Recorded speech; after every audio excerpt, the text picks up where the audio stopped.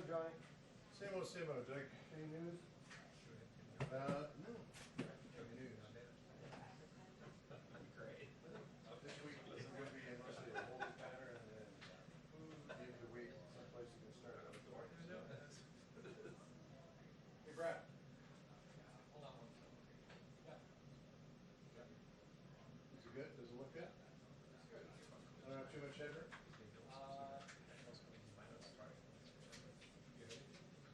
Would Doug Mills say, yeah, that's sure.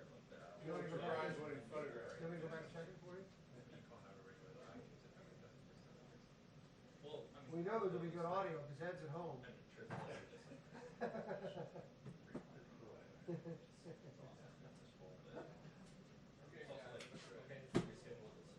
Well, that's a switch. Tighten it up. Anyway, yeah.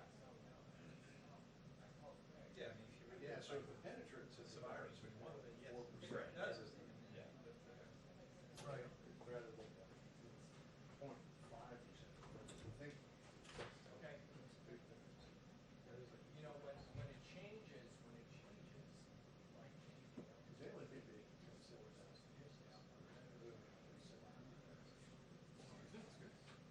Oh, so a lot of people need something back. Yeah, we're just had a mild illness and didn't go out. Wow. I always get my antibiotic test. Yeah, you told me that. Did you get it? Everybody make sure you go to the bathroom before this starts.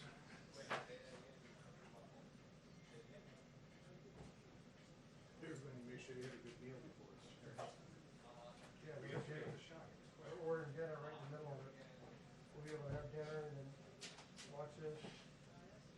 We'll pick up dinner and still come back. Yeah.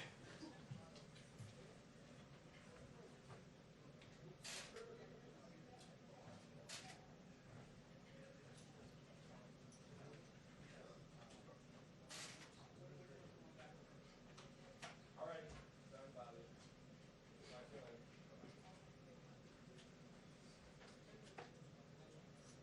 Yeah.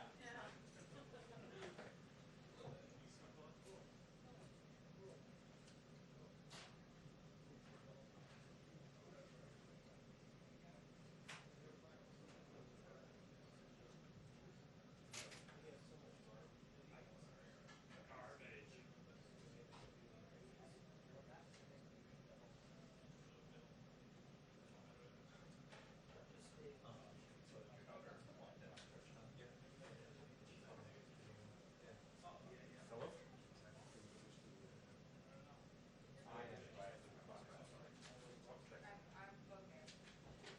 Thank you, sir. Appreciate it, man. Thank you.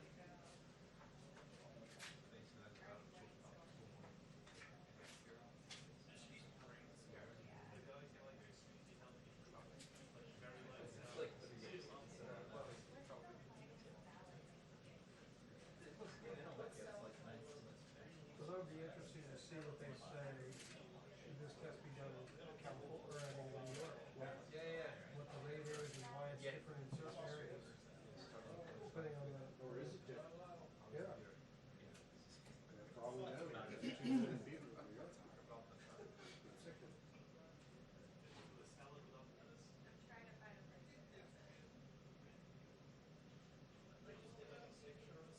But also,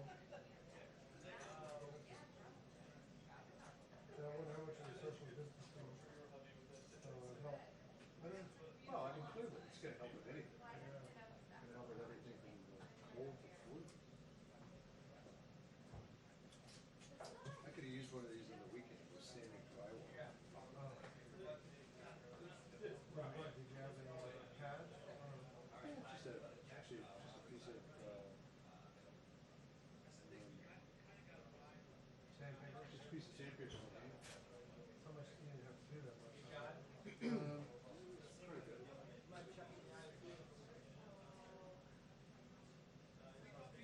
I mean, it wasn't like a whole room. Go ahead, Washington. Can you just pop the ISO?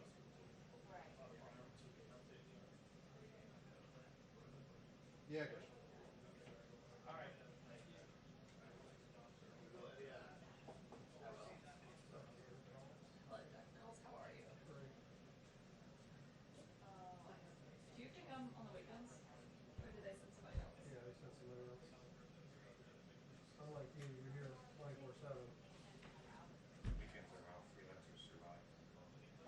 true. Oh, yeah, someone closest to the. Nick said it's making it.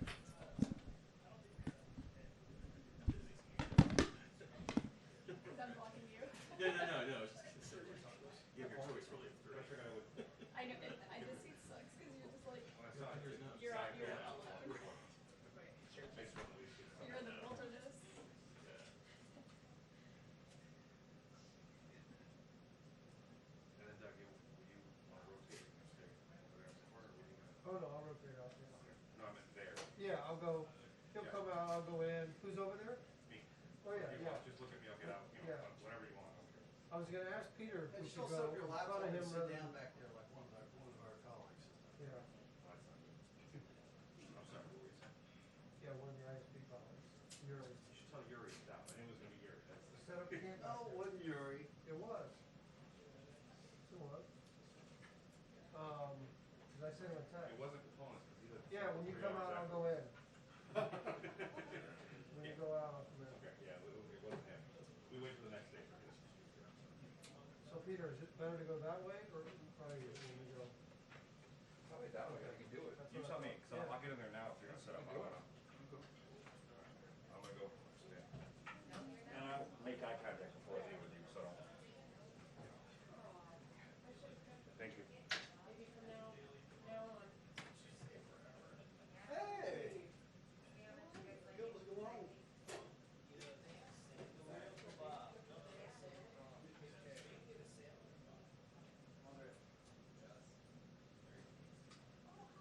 What's up?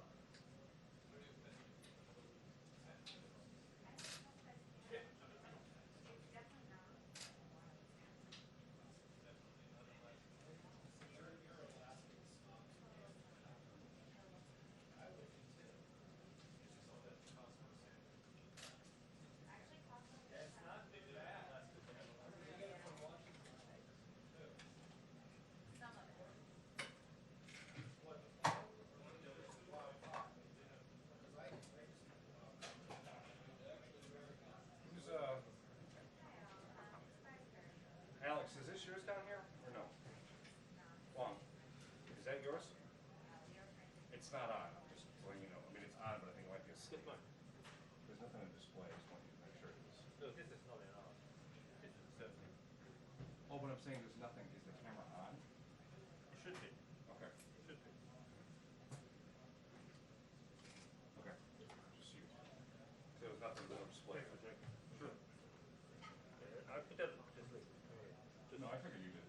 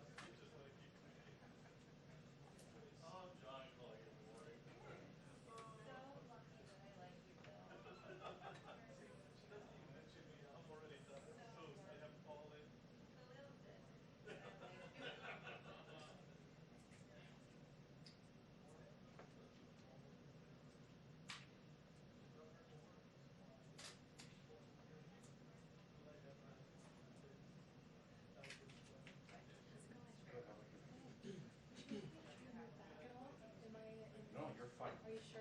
Positive. Thank you for asking. I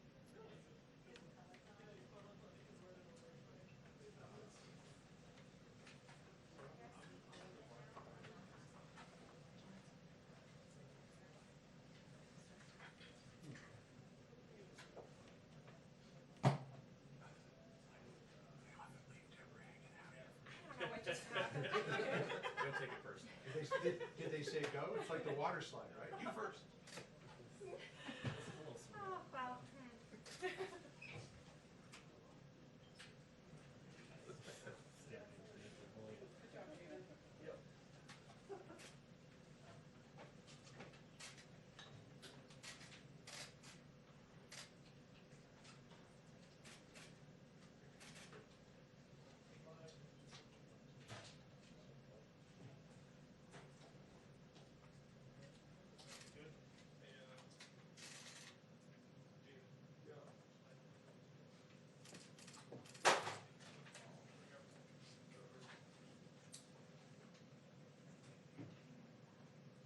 A little bit, but actually, you know what, I don't want you to, you're good.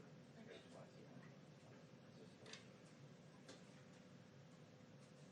Are you sometimes late, is that? No, I'm prior military. I'm always early. George Bush used to say late is cool. I think everybody. Yeah, you ought to be 15 minutes early to any meeting you hold.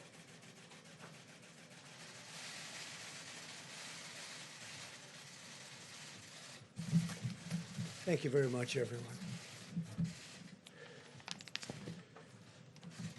Thank you. Following the release of our reopening guidelines, governors across the country are looking forward to phase one and announcing plans for an economic resurgence. We're going to have a resurgence, too. At a time when millions of American workers and families are struggling with the financial consequences of the virus, it's critical to continue the medical war while reopening the economy in a safe and responsible fashion. During this time, Americans must maintain strict vigilance and continue to practice careful hygiene, social distancing, and the other protective measures that we have outlined and that everybody's become very familiar with. We continue to be encouraged that many of the areas hardest hit by the virus appear to have turned the corner. For example, recent deaths are down very, very substantially.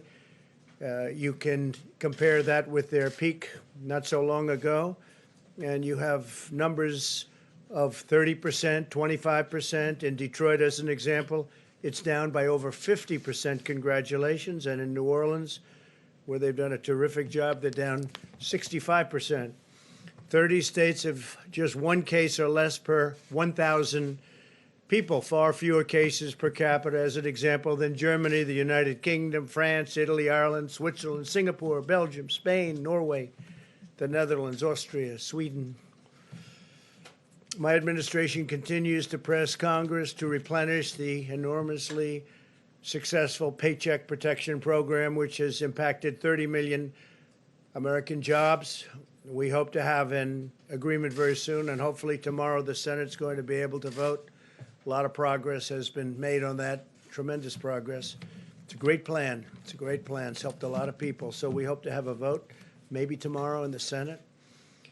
And based on the record low price of oil that you've been seeing, it's at a level that's very interesting to a lot of people. We're filling up our national petroleum reserves, the strategic reserves. And we're looking to put as much as 75 million barrels into the reserves themselves. That would top it out. That would be first time in a long time it's been topped out. We'd get it for the right price. We're also pushing for the deal to include an additional $75 billion, our deal that we're talking about, $75 billion for hospitals and other healthcare providers. Many providers and their employees have taken a huge financial hit in recent weeks, and visits, elective procedures, surgeries, et cetera, were canceled. We think that they can all get back online. They'll get it done. The hospitals have really been fantastic. The hospitals, they've stepped up to the plate. They've really done a great job. We appreciate it so much. For areas less affected by the virus, we've issued new recommendations about how to safely resume elective treatments. HHS has also distributed the first $30 billion in direct payments to 1 million healthcare providers across the country. We've also invested $1.4 billion in community health centers to ensure our most vulnerable communities, including many African American and Hispanic American communities, have access to the services and testing that they need. Earlier today, Vice President Pence spoke with governors from all 50 states about our unified effort to defeat the virus. He had a great call. It was a great call, very positive in, I'd say, every way. Prior to the call, we provided each governor with a list of the names, addresses, and phone numbers of the labs where they can find additional testing capacity within their states. Many, many labs. We're providing you with a list. We'll show it to you now if you need it. We'll give you the details. But hundreds and hundreds of labs are ready, willing, and able.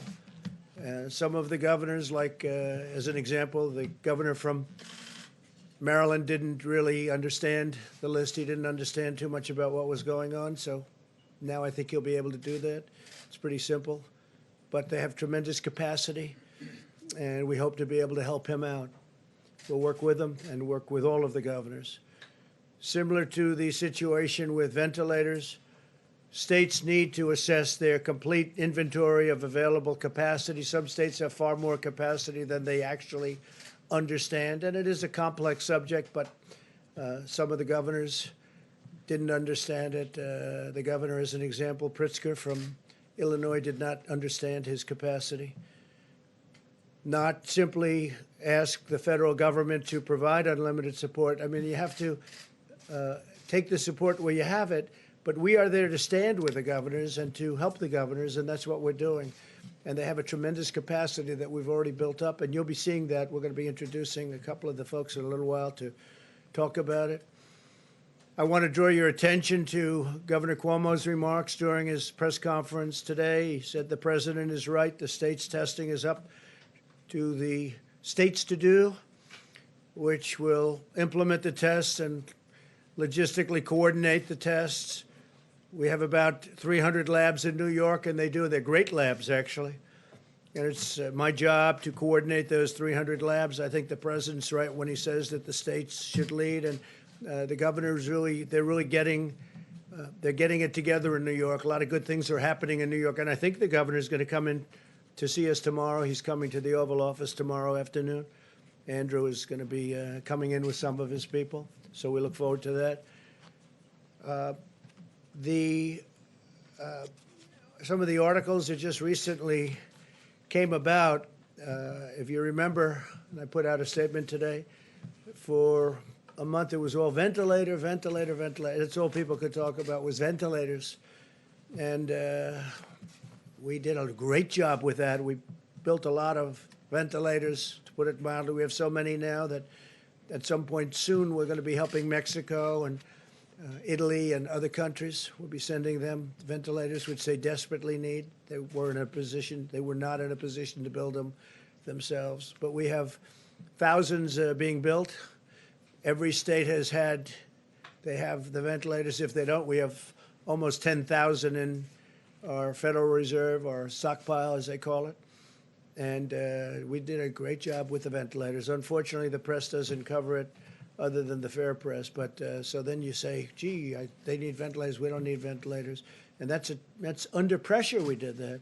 Nobody that needed a ventilator in this country didn't get one. And a story that just came out, how the media completely blew the Trump ventilator story. I'm sure you'd love to see that. That's by Rich Lowry, respected journalist and person. How the media completely blew the Trump ventilator story, which unfortunately it did. And here's another one that just came out. Kyle Smith, the ventilator shortage that wasn't. The ventilator shortage that wasn't, because we got it fixed. And we're also going to help the states, by the way, stockpile ventilators. So if a thing like this should happen again, they've got them. The stories on testing are all over the place, that we're actually in good shape. I'm going to have the Vice President and others speak to you about that, but we're in very good shape. on testing, and we're getting better all the time. You're going to see some interesting things. I thought before I went any further, though, I'd like to have General Semonite, who's done an incredible job, tell you where we are. You know, we're still building beds in hospitals for people that need them. I guess the hospital business, General, is getting pretty much closed out now, but we're creating a lot of space for people just in case, and in some cases they probably will be using them. But I thought the General, he's been so impressive and done such a great job. I thought on behalf of the services and on behalf of the federal government, he'd say a few words about what we're doing right now. Thank you very much, General. Well, thank you, Mr. President. I just want you to know that on behalf of all of us in the Department of Defense, our thoughts and prayers go out to all of those patients and all those victims that have been affected by this terrible virus. And the President and the Vice President talk all the time about the heroes, but when I've been out there, I've seen the doctors, I've seen the nurses, and all those that have worked very, very hard. And we're just so proud to be part of this noble calling. For my team, I really made it very, very simple. I said there's 3 legs of this stool, and they all have S's. There's sites, in other words, hospitals. We've got to worry about supplies, and we've got to worry about staff. And so right when Governor Cuomo called the president about almost 30 days ago, he said, I need some help worrying about what could be tens of thousands of hospital room shortages.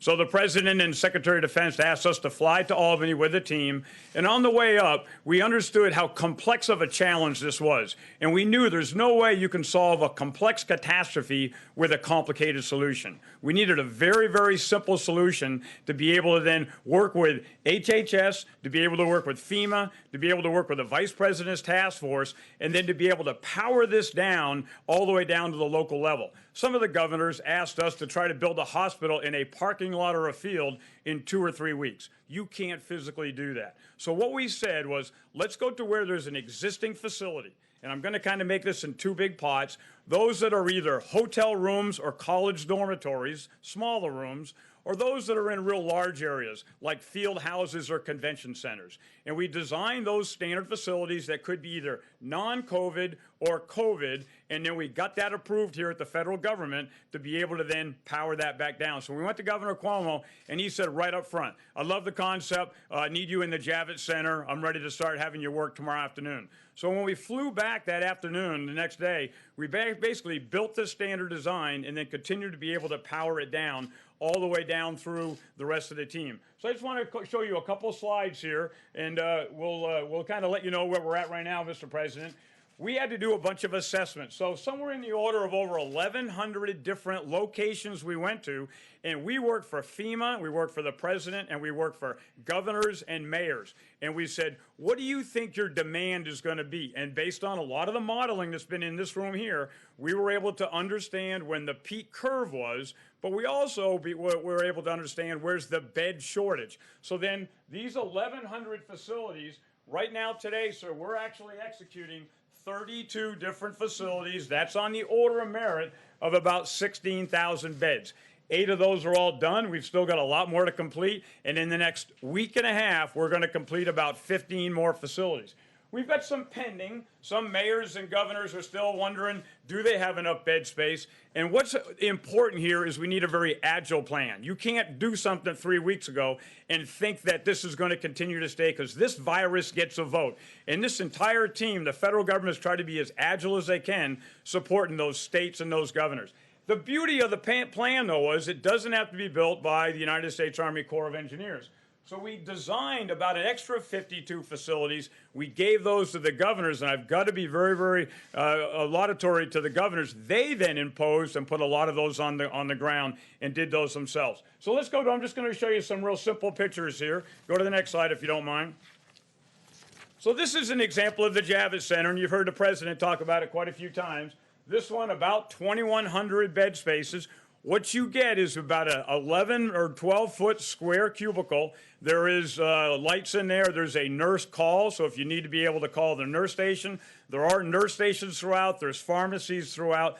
This one started as non-COVID, but then we came back in and put in central oxygen. So everybody has oxygen right behind their bed to be able to take care of those patients. And again, built this one, about 1,000 patients treated.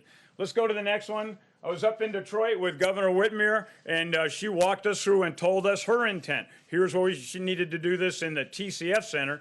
You'll see all the cubicles that are laid out. This is right in the middle of a convention floor where there might be like a boat show or a car show, and then went in and built 970 different capabilities there. And again, a lot of great work by my guys in the Corps of Engineers and the rest of the mayors and the city's team all pulling together. Let's go to the next one. This is called the McCormick Place.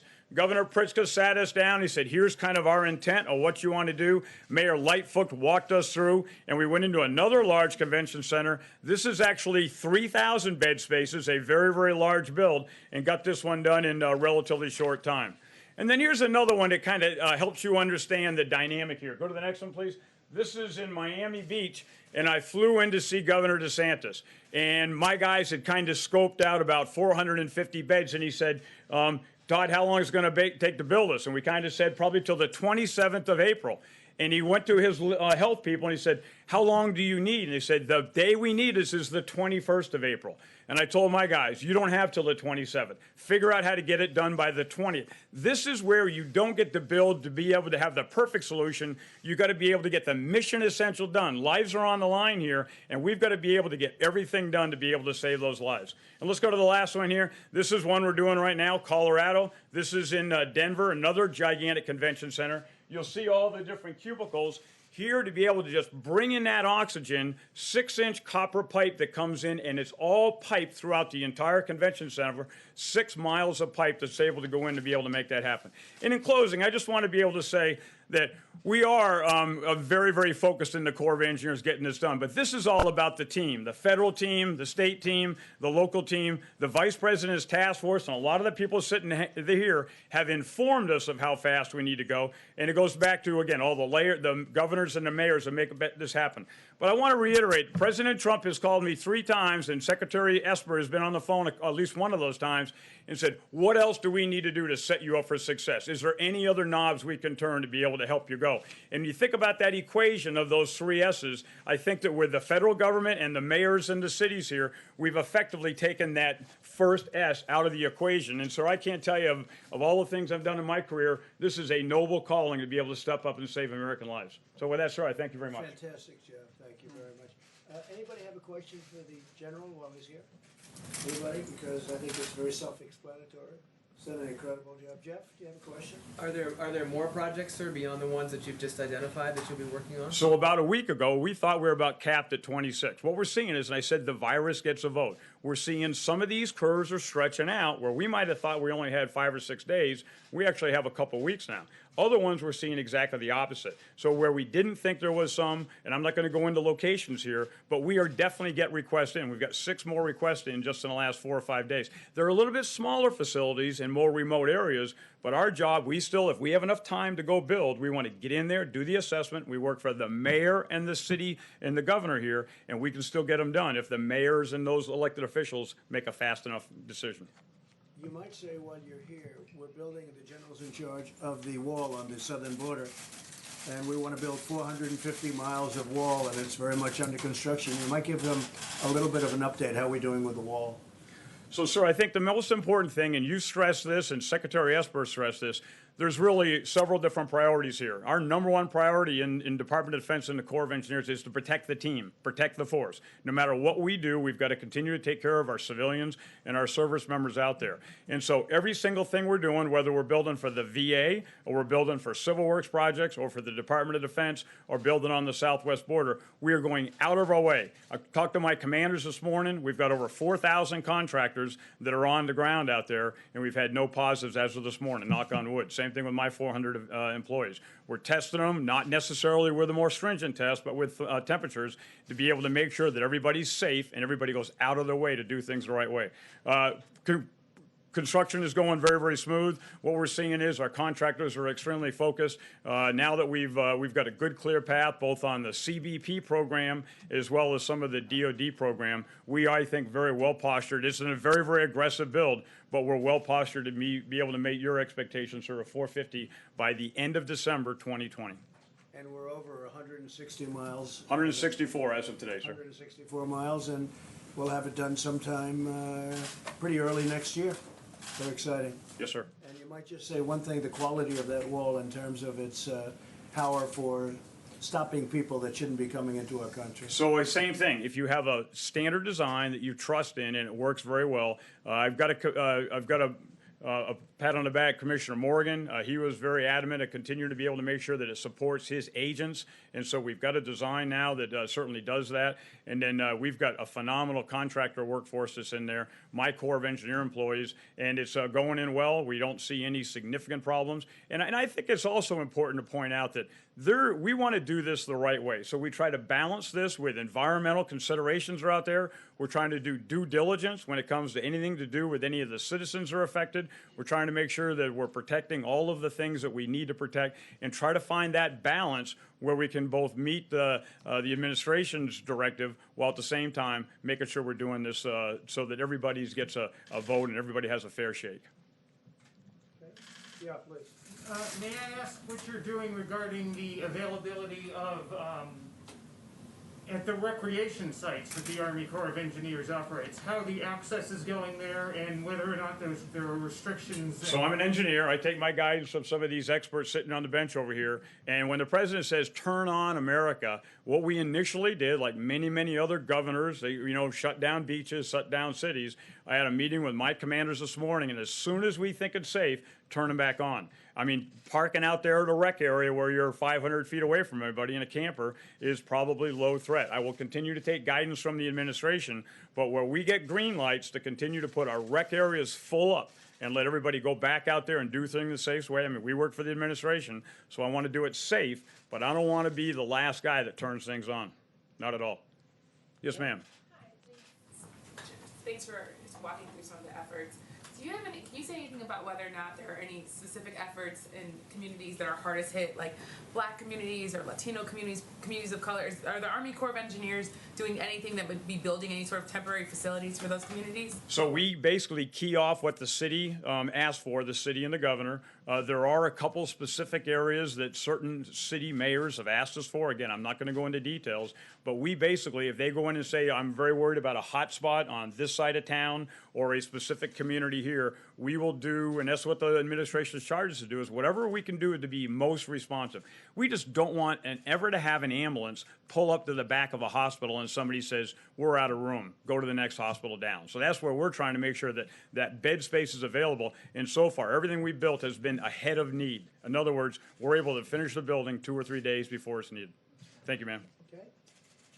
So you have a choice. You can stay and watch these wonderful people ask us really nice questions, or you can go back to building beds. Sir, I got a lot of building to do. I'm going to leave if I you had don't a mind. feeling you were going to say Thanks, that. sir. Very impressive.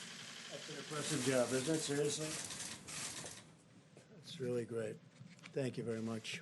He's a terrific gentleman. We have a lot of great people doing that kind of thing that they really have to get recognition for the incredible job they're doing, because I don't think anybody else could do it. Nothing like that. And that's on top of thousands and thousands of hospitals. And, he built, just in New York alone, 4 hospitals and 2,900 beds, and got them done so quickly nobody saw anything like it. Fortunately, we haven't had to use too many of them, and that's okay. That's probably better news than having to use them all, right? Because a lot of good things are happening in New York and elsewhere. So through the public-private partnerships and deregulation, the federal government has already made immense testing capabilities available, but some states need to take action to fully utilize it. To date, the United States has conducted millions more tests than any other country. You can add them all up, and they don't catch us. And our numbers are doubling almost on certainly on a monthly basis, but almost on a weekly basis. We're moving very rapidly, far at a number nobody thought possible.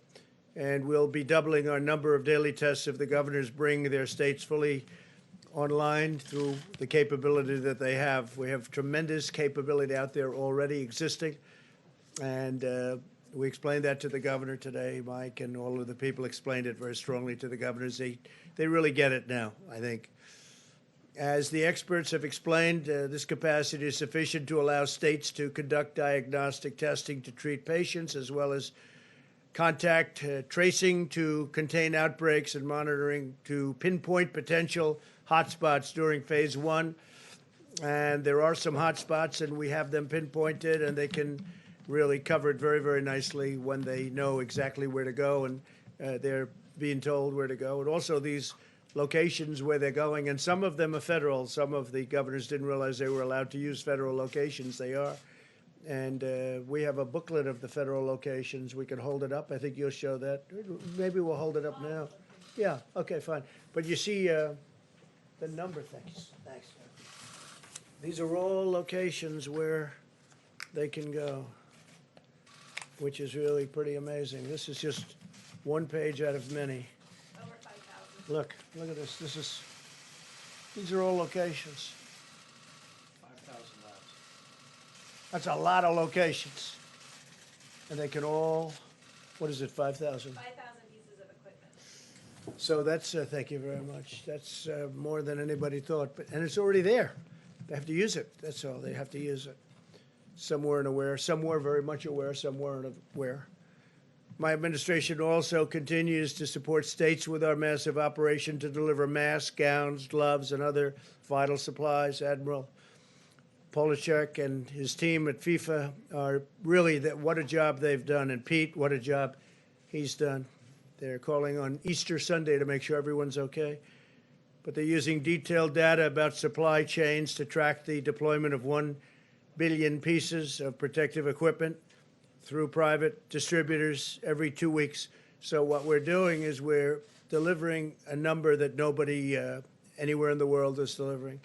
FEMA is working closely with Dr. Birx and the distributors to prioritize supply of resources where they are most needed. We're finding the location that they have to get to that location. We have locations that are very important to get to and get to them fast, and that's where they're going. So we have a very strong priority. This pandemic has reaffirmed the importance of keeping vital supply chains at home. We cannot outsource our independence. We cannot be reliant on foreign nations. I've been saying this for a long time. If we've learned one thing, it's let's do it here, let's build it here, let's make it here. We've got the greatest country in the world. We've got to start bringing our supply chains back. Somebody years ago got this crazy idea, let's build all over the place, and let's have parts, let's have a screw for a car delivered and made in a country that's far away, and let's have a fender made someplace else, and let's do this, and let's do that, and let's put it all together. And I like making it right here in the USA. And I think we've learned a lot about that, and especially maybe when it comes to pharmaceutical products. We've also conducted major military operations providing cities and states with additional medical capacity.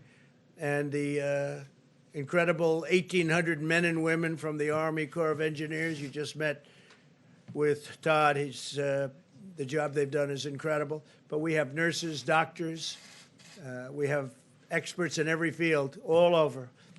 Spoke with Governor Cuomo, spoke with Mayor de Blasio, spoke with many of the other governors that I'm both friendly, and I think I'm friendly with just about all of them, if you can believe it. But I've gotten friendly with a lot of them. I've gained a lot of respect for a lot of the governors, both Republican and Democrat, during this process. Some really good people, some really good talent. But we're sending a lot of our medical people, not only our construction people like Todd Semonite, but a lot of our medical people are being sent all over the country to different locations. New York City, New York State, New Jersey. I spoke with Phil today. He's doing a terrific job in New Jersey, but New Jersey got hit very, very hard. Phil Murphy, governor. From the day this crisis began, America launched a scientific mobilization of colossal size and scale. Someday they'll be able to write the true story, because nobody's seen anything like it. The fake news just refuses to cover it correctly, but that's okay. The people are understanding, and that's what matters to me. There are now 72 active trials underway across the United States, researching dozens of therapies and treatments, and another 211 are in the planning stages. They're literally mobilizing on therapeutics and also on vaccines. A tremendous progress is being made on vaccines, and I must say on therapeutics. I mean, frankly, if I had my choice, give me the therapeutics right now, because that would help people right now, and we have some things that I think are working, not only working, but we have some incredible things that look like they could be an answer, but we'll know soon. Being tested, working out right now. This includes their therapies designed to attack the virus as well as others that would hinder its replication, reduce the rate of infection, control the immune response, or transfer life-saving antibodies from the blood of recovered patients. And one of the incredible things that we've seen, and Mike and I were talking about it before, is the fact oftentimes somebody gets very ill from the plague, okay, from this horrible scourge, and they get better and they recover. And the first thing they say is, I want to give my blood. That's happened. The doctors have told me it's happened so much. I want to give my blood. I want to give my blood. And they're doing that. But tremendous things are happening. You'll be seeing that over the weeks. I think we'll be talking about it in the not too distant future. Johnson & Johnson's very well along on vaccines. Again, the vaccines have to be tested. The therapeutics are for now. But a lot of good things are happening on both. But ultimately, we also hope to prevent infection through a very safe vaccine. And that'll be a great thing when we have that. And we will have that. So with that, I'd like to introduce Admiral Magua and Brad Smith to discuss some of the incredible things that have been done. And they really are what they've been able to do in a very, very short period of time. With and equipment. You're going to see equipment that you haven't seen before. And if you just come up, Brad, if you guys would come up, you could give us a little display of some of the equipment that we have and some of the things that are happening having to do with testing, because testing is a big word. Remember, it was all ventilators. And the reason it was all ventilators, they said, there's no way he'll ever be able to catch this one. And not only did we catch it, we are now the king of ventilators all over the world. We can send them anywhere. We have thousands being made a week, and they're very high quality. And that wasn't playing well. So then they said, testing. Oh, we'll get them on testing. Well, testing is much easier than ventilators. Ventilators are big machines that are very complex, that are very expensive. You need you need a group of people that really know what they're doing. We took auto lines. We took a lot of different people, and now we've done that. But it used to be ventilators. Now it's testing. And I think the Admiral and I think that Brad will show you some things that you haven't seen that are really very spectacular, having to do with testing. We're way advanced. The list I showed you, these are places you can go if you're in the States. 5,000 different machines. 5,000. They're all over the country. We have international also, but these are all over the country. But you'll see something now that's really eye-popping in terms of what they've done. And they've done this under great pressure. They've come up with things under great pressure that are absolutely amazing. So please, if you would. Thank you, folks. Well, thank you, Mr. President. I want to talk about a couple things today, a little bit different than I've spoken about before. Since early March, we've really been focusing on two key concepts for testing. Number one, to assure and expand supplies in the U.S. market. This is really critical because we were talking about really a cottage industry with very minimal suppliers that we were asking to supply over a 2-week period of time the normal production that would be for at least a year. And as simple as a swab is not a swab is not a swab. And we need to be very careful that when we put something in a person and tell them a test result, that it's really correct. The second component is to secure sufficient supplies at FEMA during this time of peak disease, where we could alleviate any maldistributions within the state. This is the FEMA process of requesting and sending things out and also supporting outbreaks. So starting in my office many weeks ago, we assembled a multidisciplinary team of really incredible people. The medical side of the equation, which I represent, the laboratory side of the equation, high-tech side of the equation, logistics and operation. And Brad Smith is his day job is director of the Center for Medicare and Medicaid Services, an incredibly important component of our country's CMS system, building the future healthcare system, but has done a really incredible job operationally and logistically in bringing everyone together. We have focused on every piece of the supply chain that relates to testing, down to the most minute detail, and he's going to talk to you about some of that. But that started in the second week of March with starting an airlift, because the only supplier, the main supplier of swabs at that time, was a place in Italy that was completely shut off because of the outbreak in Italy. So Admiral Polubchak arranged Greytail Air Force planes to go to Italy to bring millions of swabs back to Secure. That's just how it started, and it's expanded since then. The second part is we've been really marrying, and this has been the beauty, the logistics and supplies to the overall strategy. Two pieces of strategy. Number one, what is the overall testing strategy? And Dr. Birx has had just an elegant strategy in the past, but even more important in the future, when we make sure we take care of indigent populations and those most vulnerable. So the clinical, the contact tracing, and the monitoring of those who are at most risk. We've also married it to the strategy, and you've heard more than you wanted to know about it, that a small machine that's point of care is good for certain things, but it's not going to test 5,000 people over a short period of time. So the small machines, the medium machines, and the large machines, and how to contextualize them. And the third thing, before I give it to Brad, which is very important, and it's really critical, is coordinating the research, the epidemiology, and the FDA regulatory process. And why is that so important? When we started 5 weeks ago, if we wanted to test this many people with the technology we had, we would have used about 80% of the strategic national stockpile in PPE just to do testing. We needed an innovation. That innovation was to be able to test out of the anterior nose with a completely different kind of swab. It sounds very mundane, but if you don't do that, you can't get the testing to scale. That allowed us to really go to widespread testing. Last week, moving to polyester swabs, which is going to open up millions of new swabs onto the market. But that's a regulatory science and innovation step that had to co-occur with this. And with that, I'm going to let Brad talk about some of the details that he has really shepherded over the past weeks in ways that have truly been amazing and incredibly impressive to me. Well, thank you, Mr. President. It's an honor of a lifetime to be here and serving in this way.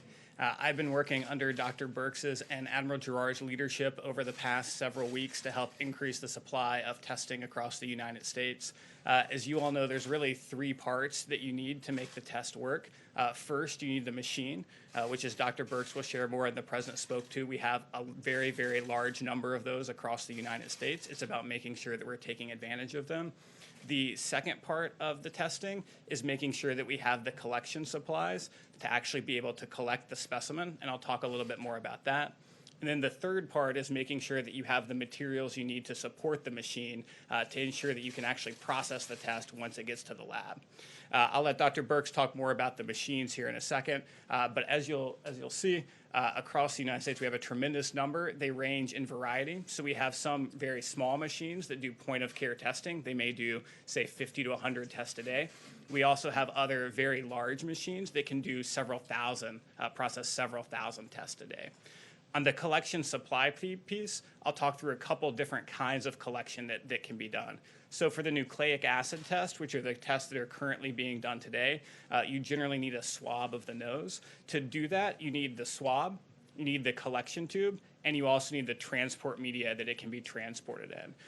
We have a very large number of swabs already in the country, but we have secured an additional 30 million in production that will be ramping up over the next several weeks. One company located in the Northeast, we're going to be using Title III of the DPA to help them build 4 new production lines. They are currently the largest swab producer in the country, and this will help them ramp up their production tremendously to over 20 million additional swabs a month. A second company located in Ohio is currently the largest Q-tip maker in the country. We're helping them convert their line from making Q-tips into making swabs. They are actually ramping up production starting this week of swabs, and will be ramping up to over 10 million per month. So in total, that's over 30 million new swabs that will be coming just over the next handful of weeks. The second piece is on the collection tubes. The collection tubes, we've been partnering with Oak Ridge National Lab, a Department of Energy lab based in Tennessee. They have very unique and sophisticated injection molding manufacturing capability, and they are in the process of ramping that up to create collection tubes, and they will be ramping up to over 40 million collection tubes a month here over the next several weeks. In addition to the swabs, we believe that as testing progresses, there'll be other types of testing like serological testing that will occur. And those samples have to be collected in different ways. So many times, some of those tests will require a finger prick. So in addition, we've secured over 17 million lancets, which is what you use for the finger prick, so that we have those available, as well as 17 million alcohol swabs, which is what you need to clean the finger before you do the finger prick. In addition, although folks are not talking about this much yet, we also believe that businesses across the country may want thermometers to test folks as they come into the office. And so we've secured over 650,000 infrared thermometers that states and businesses will be able to access to be able to test folks as they come into work. So I think we've made tremendous progress on the collection side. In addition to the collection side, we've been very focused on ensuring that the labs have what they need. To process a specimen in a lab, you really need two things. You need something called an extraction kit, and you need something called a PCR test. In order to be able to fully process a test, you need both of these things. Sometimes these things come together, and sometimes they come separate. For some of our point-of-care tests, including the Abbott and Cepheid tests, they come together. They are ramping up production rapidly to over 3 million of those tests per month, and these are tests that did not exist even a month ago. The second piece is on some of these large machines. They also sell complex cartridges that come together. One of the big manufacturers is that has already ramped up production from about 1.6 million a month to more than twice that already, and that's already occurred. In addition to when they come together, they also sometimes come separate, and we see significant ramping up of production there from our manufacturers through our public-private partnerships. And we're seeing both several million more over the next few weeks of both the RNA extraction kit as well as the PCR test kit.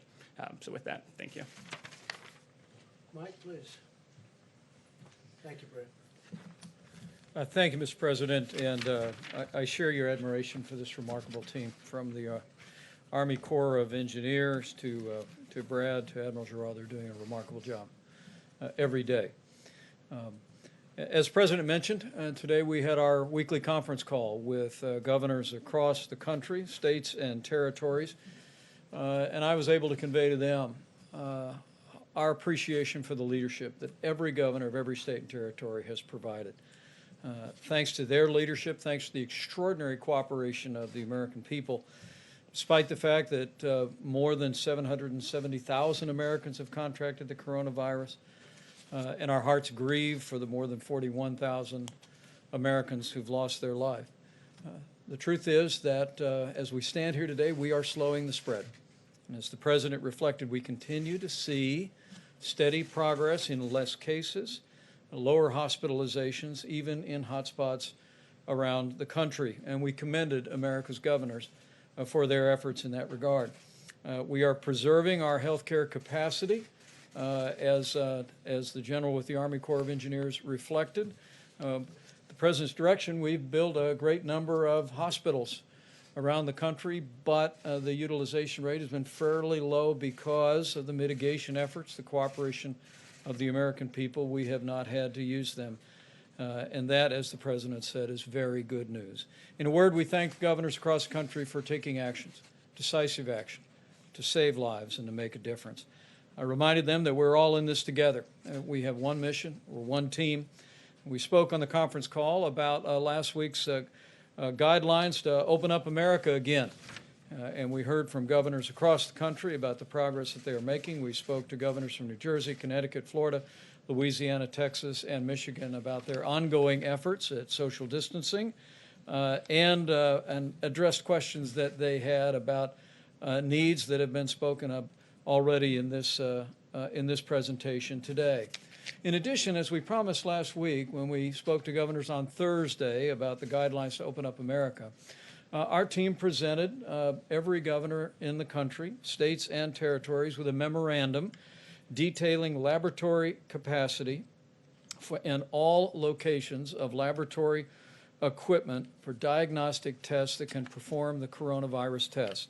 We also provided, as Dr. Birx will elaborate in just a few moments, literally a map about where these testing devices are located. And I must tell you, Mr. President, I was very impressed at the way governors, as we speak, are scaling testing in their own states using these resources. Our hope is that by providing this information and by our team that we've enlisted out of Walter Reed, that's contacting every one of the laboratories in the country to find out what their needs are and to encourage them to activate those testing machines to do coronavirus testing, that will continue to be able to support a state-managed effort to increase testing even more.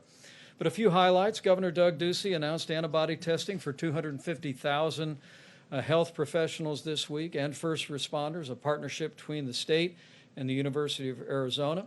We spoke today about Governor Gavin Newsom's announcement that he set up a task force for testing, 5 to 7 high-capacity testing hubs in partnership with UC San Diego and UC Davis to increase testing in high-capacity labs around the state of California.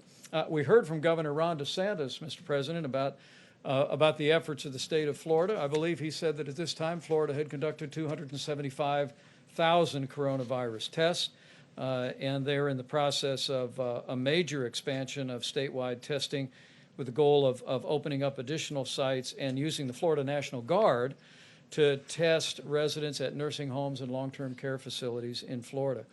We also recommended today to every governor's attention the public health website that the state of Florida established, which has useful information on a county-by-county level about where testing is happening. Mr. President, as you said, governors are utilizing testing assets. They're managing and deploying these resources as they see fit. And at your direction, we're going to continue to work very closely with them.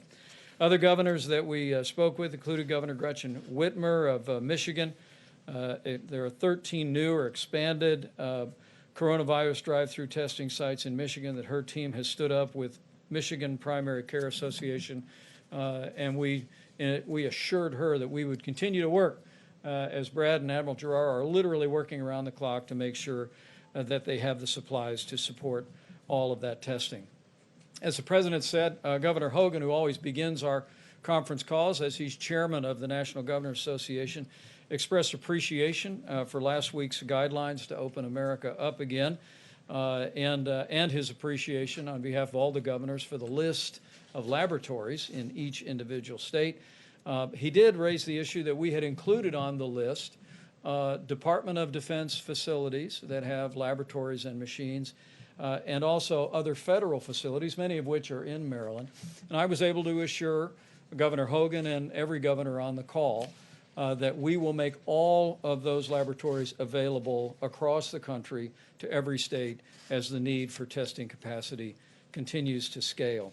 And so this is one more step where you see the Army Corps of Engineers, where you literally see thousands of military doctors and nurses on the streets of New York and other cities around the country. This is one more step where we're literally, as the President said from early on, are leaving no stone unturned, and we are delivering a whole-of-government approach for our states as they deal with the coronavirus outbreak. Governors are continuing to expand testing, and we assured them that we're going to continue to work in every way to support their efforts to do just that.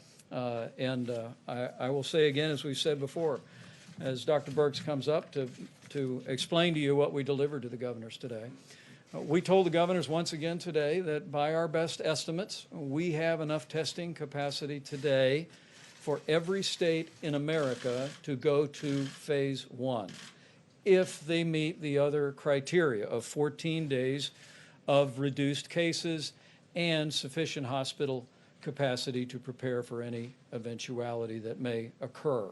Once again, we have enough testing capacity for every state in America to go to phase 1, but we assured the governors today that we're going to continue to work around the clock to expand the testing capacity, support supplies, and to support their efforts to encourage social distancing and the very mitigation efforts that the American people have been doing that have brought us the progress that we see all across the country today. With that, Mr. President, I'll just let Dr. Birx describe what we distributed today. Thank you, Mike. Thank you, Mr. Vice President, Mr. President. We just want to show you a couple of additional slides, but also to remind all of Americans that we still have a significant number of cases, both in the Boston area and across Massachusetts and Chicago, that our hearts go out to those cities as they continue to struggle with coronavirus and the consequences at the hospitalization, to all the healthcare providers that are on the front lines.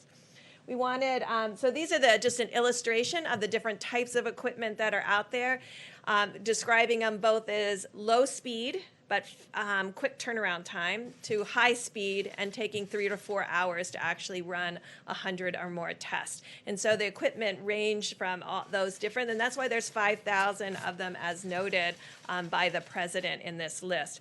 We wanted every governor and every state and health laboratory director to have a clear understanding of the full capacity within the state, both for the capacity, but also where technical assistance and additional supplies may be available. And we were proud to put the federal labs on that list because the military and the VA have stepped up every step of the way to provide support both in testing and care. And we have many military members on the front lines, and I'm sure the military would offer their facilities to the governor of Maryland or any governor who wanted to utilize those to expand testing. So the next slide, I'm just going to run through them very quickly. So every governor not only received the Excel spreadsheet with the complete list of the equipment and the zip code of the location and the laboratory to really be able to create a mosaic of laboratories of the high speed and low speed equipment together to meet the needs of their clients, depending if they're drive-through or hospital needs. So this is what Florida looks like. Next slide. This is what Louisiana looks like. Next slide. Maryland with significant capacity. Next slide. Virginia with significant capacity throughout the state. Next slide. New York, obviously a lot of capacity in New York City with overlapping capacity. It's important to know where this is because then hospitals and labs can support each other when they need surge capacity. Next slide. This is New Jersey. Next slide. Pennsylvania. Next slide. Massachusetts. Next slide. Ohio. Next slide. Oklahoma. Next slide. Washington. Next slide. I think that's Wyoming. So we wanted to show both in states that have large populations and in states that have lower populations. You can see that in general, the number of machines match their population. And we're working with the Walter Reed Group and the American Society of Microbiologists and all the lab directors to really create a web of understanding of what the capacity is currently, what the capacity can be, and how the federal government can support them in developing their strategies linked to the overarching federal strategy of testing as outlined in our guidelines. Thank you, Mr. President. Question for Dr. Burks? Yeah. Dr. Burks, University of Southern California and the LA County Public Health put out a report today that suggests that the penetrance of the virus is as much as almost 40 times what it was believed to be, that as many as 442,000 people in LA County may have been infected, which suggests two things. It suggests that you have a lot more people out there who could be spreading the virus, but it also suggests that the case fatality rate is more in line with the 2017-2018 flu than what we've seen in some other areas of the world. But I'm wondering if you've seen that, what your thoughts were. So we're looking at all those studies very carefully, and I think you will remember over the last 3 weeks I've been talking about the level of asymptomatic spread and my concern about asymptomatic spread because with flu and other diseases, when people are sick, it's easy to contact trace. When people are not sick and shedding virus, you have to have a very different approach, a very different sentinel surveillance approach, a sentinel monitoring approach, which we outlined in the guidelines. And it's why the guidelines took that very seriously. We knew that was unique for respiratory diseases, but it was because we were very concerned about the level of asymptomatic. And if you remember, we talked about younger age groups may have more asymptomatic disease, and your asymptomatic disease may decrease with your older age groups, and that your symptomatic disease might increase with age groups. This is still our working hypothesis. We have no data right now still to support that, but it's these kinds of studies that help that. We know that New York and Detroit and other cities are very interested, which we want to also support them in, testing for frontline responders, first responders, and healthcare workers, because we think their exposure may have been the greatest. What we don't want to do, and I'm just going to do another 30 seconds on testing. These tests are not 100% sensitive or specific. And I'm going to go over this over and over again. So if you have 1% of your population infected, and you have a test that's only 99% specific, that means that when you find a positive, 50% of the time it will be a real positive, and 50% of the time it won't be. And that's why we're really asking people to start testing in among the first responders and the healthcare workers that may have had the greatest exposure, because that's where the test will be most reliable. And then when we have the luxury, we can go out to broader and broader communities. But this has been the fundamental question to begin with and has been persistent. And we will emphasize to the American people again, this is a highly contagious virus. And we don't know by looking at someone whether they have pre-existing conditions or not. And so all of us, as far as protecting others, must continue to do all of the recommendations to ensure that when we are in an asymptomatic state, we're not passing the virus to others. Question for you as well. The governor of South Carolina announced today they're going to open some stores with restrictions, but they just told my colleague Natasha Chen that they have not achieved that criteria in the White House guidelines about the downward trajectory for 14 days. So shouldn't they not be reopening stores today? We have asked every governor to follow the guidelines, just as we've asked every American to follow the guidelines put out by the president.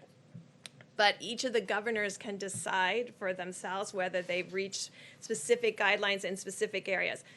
I had a question, I think, on Saturday about Jacksonville and their beaches. So I did spend about 5 hours going to every state website, and I will tell you that the Florida Department of Health website is extraordinary, and this is what every Department of Health should have, because when you go to that website, you can see that most of the cases are in southern Florida, in the Miami, Fort Lauderdale, Broward County area.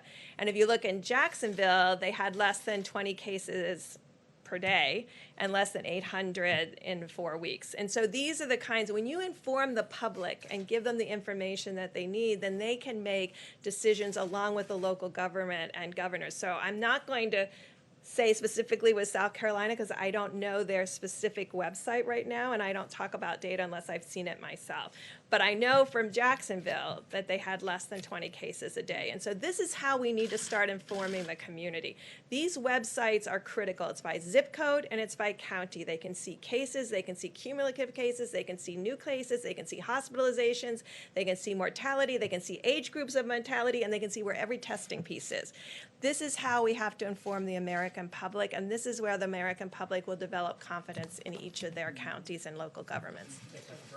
I was hoping you can comment. The Vice President mentioned that there's enough testing capacity right now to proceed to phase 1. But what about phase 2 or phase 3? Are there enough machines, or enough cartridges, are there enough reagents right now for the sort of reopening that the administration is envisioning taking place over the next month or two?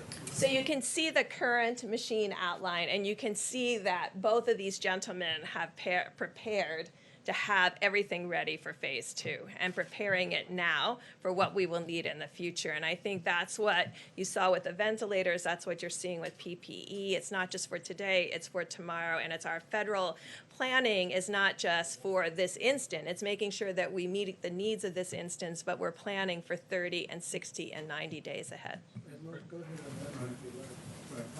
I would just agree with Dr. Birx completely. We are ready right now to enter phase 1, and we are ramping up all our capabilities across the board, not just to achieve what's necessary for phase 2, but 2x, 3x, 4x, so that we will be absolutely over-prepared when the nation is ready to go into those phases. President Trump. And by the way, not everybody agrees that we have to do that much testing. We're going maximum. You understand, there are some people who don't want to do that much testing. But we're going maximum. We're going to the outer limits. And I think that's the way probably it should be. Jeff, go ahead. Mr. President, to return to a topic that you opened the press conference with on oil, U.S. crude futures today went below zero, went into negative territory. Went negative. Yeah. Like interest rates, they go negative. Does that make you want to see Saudi Arabia and Russia and OPEC Plus do more Well, to it's for reduce short supply? term. Much of it has to do with short sellers. Much of it has to do, if you look a month into the future, I think it's at $25 or $28 a barrel. So a lot of people got caught. They got caught, and there are a lot of people that are not too happy because they got caught. So if you take a look at it, you'll see it's more of a financial thing than an oil situation. But because you take, I believe, in a month or so, in other words, go a little bit out, it's at $25 and $28 a barrel. So it's largely a financial squeeze, and they did get squeezed. So would you like to see, however, Saudi Arabia and other countries make more Well, cuts? we've already done that, where Saudi Arabia is cutting back, Russia's cutting back, Mexico's cutting back, and the OPEC plus, they call it OPEC, plus additional states are cutting back. And, you know, the problem is nobody's driving a car anywhere in the world, essentially, 184 nations. Factories are closed and businesses are closed. And so all of a sudden, we had really a lot of energy to start off with, oil in particular. We had a lot. And then all of a sudden, they lost 40, 50% of their market. So it just stopped. So it's going to be picking up, and the energy business will be strong. But they cut back. It could be 20 million barrels, but it's, let's say, 15. And that was between Russia and Saudi Arabia. But this had to do with the squeeze, and it was a very tough squeeze. A lot of people got... You don't think they need to do more right now? Well, they're going to do more by the market, to be honest. Look, same thing over here. If the market is the way it is, people are going to slow it down or they're going to stop. That's going to be automatic, and that's happening, yeah. Mr. President, on criminal justice reform and these SBA loans, I got an email earlier this morning from a fella in the Northwest who owns a supply business. And he has a felony on his record, nonviolent felony, in the past 5 years, which under SBA guidelines makes him ineligible for one of these PPP loans. So he has now had to let go 50 employees, many of whom are criminals trying to get back into society. I don't believe there's anything in the CARES Act that would restrict. If you give me the name of the company and his name, I'll have that checked out, John. I'll do that. It's a friend of yours? No, not a friend of mine. No, it's just somebody who contacted me out of the blue. He called you to say he's a criminal, and why did he get a loan? Or what's... He says he wanted to apply for an SBA loan and couldn't, and wondered how that squared Okay, with if you your... give me the name, I'll look into it. I'd like to look into that, okay? Caitlin, go ahead. If these companies that open and they have employees come back to work and they get sick, will these companies be liable? Which companies are you talking about? Under Any what? companies that open, manufacturing, any kind of company that opens, So employees go back to we work, have- they get sick, will the I'll company give you be an liable? answer to that. I'll give you a legal answer to that when we look it up. But we are trying to take liability away from these companies. We just don't want that because we want the companies to open and to open strong. But I'll get you a legal opinion on that. I'll get you, well, that's what I'm saying. I'll get you a legal opinion on You that. guys haven't discussed that yet? Nobody's discussed it, no, but we will, now. Have any business executives have voiced concern to you about being Not liable one, potentially? not one. They didn't say Not that at on the this call point, last week? but we're gonna look because they have talked about general liability. So I'll get you a specific answer from the lawyers, okay? Go ahead, please. Thanks, Mr. President. I wanted to follow on oil. When you were talking earlier, you were talking about the PPP deal and then mentioned the SPR. In the first stimulus package, even though you had announced Well, that but you know the price of oil right now, don't you? I do. Do you know the price I do. of oil? I actually do. It's negative I actually do. $37. Of course, Yeah. nobody's ever heard of negative oil before, but it's for a short term. In your opening remarks, you were talking about the PPP deal, and then you mentioned the 75 million barrels of oil that, Yes. that you previously had said you wanted to purchase. Yes. You weren't able to get funding for that in the first deal. So I'm wondering, are you... Well, at the price you're talking about, you don't need funding. They pay you, see? You know? If you can go get it Because right in the now, next well, if you can 24 get it, hours, that's yeah. true, if you can get it. So my first question is, are you asking for that Well, funding at a as part of minimum, the PPP we'll let people deal? store, so we'll store it, we'll use it as storage, and charge for it. But people need storage desperately, and we have massive storage under the petroleum. So you're not going to make it a requirement of the PPP interim funding deal? It's that's not a coming question of together? requirement. If we could buy it for nothing, we're gonna take everything we can get. The only thing I like better than that is where they pay you to take the oil. But that's a short-term squeeze, you understand that, so I don't think you're gonna see that. But no, we'd like to have Congress, this is a great time to buy oil, and we'd like to have Congress approve it so that we could, instead of just storing it for the big, usually the big companies, because I think we have 75 million gallons right now capacity. That's a lot. It's we've been building it up over a period of time, but that's a lot, 75 million barrels. So we're going to get either ask for permission to buy it or we'll store it. One way or the other, it will be full. Okay, please. Mr. President. Go ahead. Sorry, you yeah. finish up. We'll go right to you. Yeah. Some senators, including Senator Kramer, have called on you to stop Saudi oil shipments that are on their way right now. Is that you can do that under Section 232? Is that something that you would consider? Well, we'll look at it. I heard just as I'm walking into the room, we certainly have plenty of oil. So I'll take a look at that, okay? Yes, please. Questions. First on testing, the second on the SBA loan program. When will you in fact invoke the DPA to force that company you mentioned to ramp up production of Well, medical swabs? we really don't need it. We use it, we go up, and I've used it a lot. But we use it, and then sometimes all they have to do is see it coming. Do you want to talk about that, Admiral, please? I think this is, I don't think any of us knew very much about the DPA, but there's sort of a force side of the DPA where you force a company to do something, but there's a second side of it which is really a hand up. The company we're talking about has done everything to support this effort and have ramped up production. I'm on the phone with them multiple times a day. This is the hand up. This is the government coming in and saying, how can we help you expand your lines? There's no asynchrony here at all. So this is the hand up side of the DPA, which is exactly what these small American heroic companies need. They don't need to be forced. They're all in. Their employees are all in. So point of clarity. And we don't want to embarrass people either. Please, Brett, go ahead. So today, we were on site, or there were folks on site with that company, finishing out what their capital projections will be in order to be able to ramp up these additional 4 lines that I spoke about. The company will then turn in a white paper to the DoD that will then help move the process forward, but it's actively in process. And I fully understand that the need is enormous, but on March 21st, the administration promised 27 million tests by the end of March. So far, roughly 4 million people have been tested. So where are the other 23 million or so tests? Did they not materialize? Are they in the pipeline? Help us understand that discrepancy.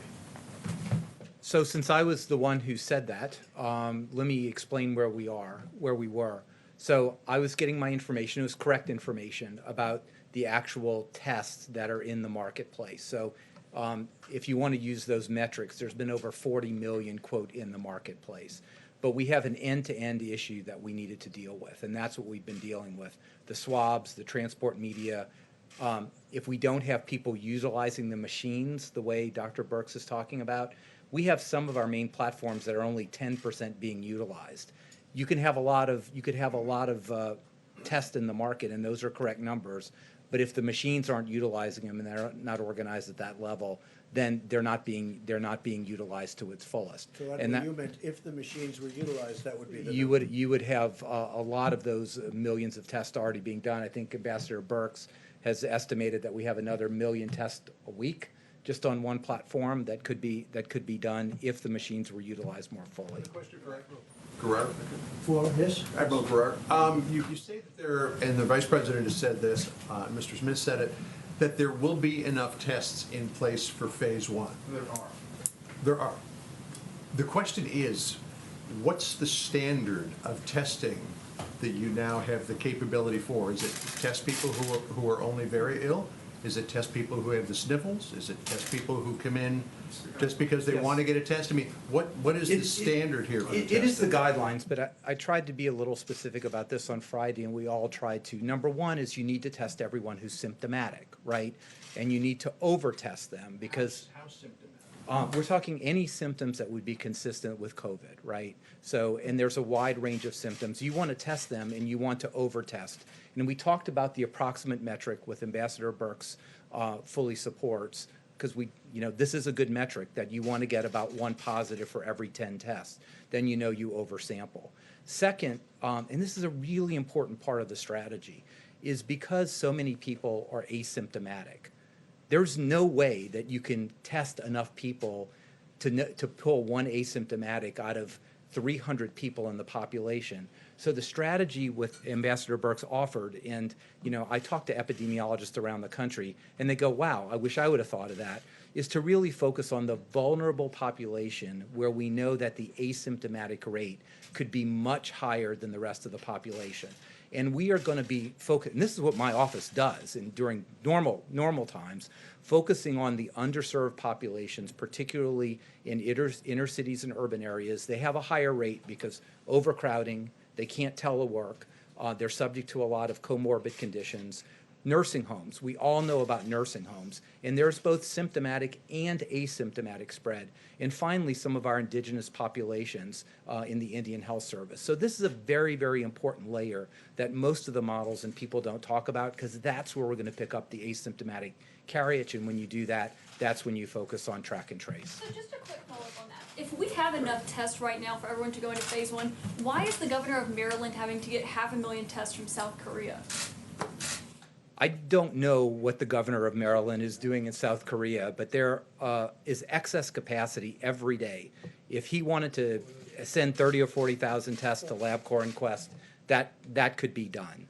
That could be done tomorrow. Enough that they needed to start to up their testing capacity and make it adequate. So I they think had to I have think these we're seeing late-night all meetings. across the country that in the states that have been hardest hit, their capacity, not only their capacity, their testing far exceeds South Korea. And they've been able to do that on a relatively straightforward basis. I don't know what the governor of Maryland, we talked to him today, he didn't bring that up today. We were on the governor's call today. But you haven't spoken to him like personally on this? Go ahead, Mike. We spoke to Governor Hogan today. I'll follow up because I heard there was an announcement today about that he had acquired some tests from overseas. Maybe we could put the slide back up that showed the number of facilities just in the state of Maryland. And part of our process, and I don't know when the governor placed the order from South Korea, wouldn't begrudge him or his health officials for ordering tests, but the capacity of all the different laboratories and the number of machines that are across Maryland is part of what we were communicating today, including federal facilities. NIH is in Maryland, there's Department of Defense facilities, and what we assured the governor then, and we assured all the governors, is that we'll open up all of those facilities. But John, back to your point, there was one other element of that, that's the phase 1 testing, and I can't really describe it as well as the doctors here, but it's the contact tracing piece. We really believe that states that meet the criteria of 14 days of cases going down and proper hospital capacity, if they test people that have symptoms, and if they deploy resources to vulnerable populations, nursing homes and other designated vulnerable populations where we believe the threat of serious outcomes from the coronavirus is real, then we also today inform the governors that we will be deploying CDC teams to every state and every territory in the country to assist them in contact tracing.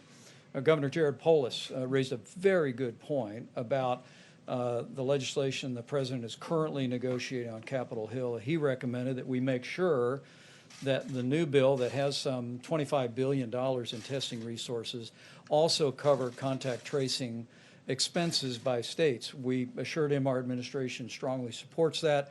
We communicated that to the Secretary of the Treasury and the rest of our negotiation team, and we'll be pursuing that.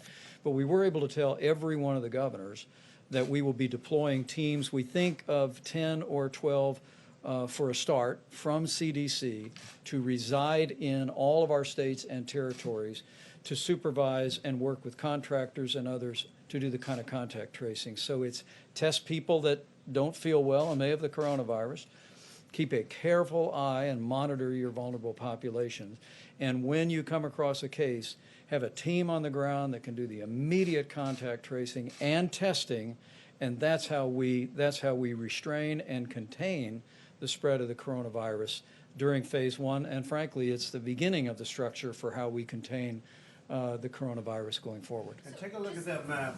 The governor of Maryland could have called Mike Pence, could have saved a lot of money. Look at these different places. That's Maryland right there. So could have saved a lot of money, but that's okay. To go to South Korea for No, I don't this think he testing needed to go to kits? South Korea. I think he needed to get a little knowledge would have been helpful. On the Yeah. SBA loans, do you think it's right that major corporations, major institutions like the Ruth's Chris restaurant chain like Harvard University apparently got a lot of money under the CARES Act, money that was supposed to be earmarked for small business owners. Do you think that's fair? Well, I know And one if- thing, I didn't get any. That's for sure. I didn't get any. We'll look at individual things, and some people will have to return it if we think it's inappropriate. But should the criteria be changed so that that money goes to people who need it? Well, it's being done by great professionals. It's being done by banks, and as you know, community banks all over the country. That's what they do. They loan money, and they're supposed to do it according to not only criteria, but according to what we think is right. But if somebody got something that we think is inappropriate, we'll get it back. Okay? Good point. Please, go ahead. Yes, a different question about South Korea. There are reports that you are personally negotiating with President Moon the terms of reduction of U.S. forces on the Korean Peninsula, and that there are 4 scenarios involved. Can you confirm that? And if so, what is your desired outcome? Well, I think that South Korea had a great talk with President Moon. He's a friend of mine. I congratulate him. He had a wonderful election victory. I was very happy about that. He was, as you know, just recently.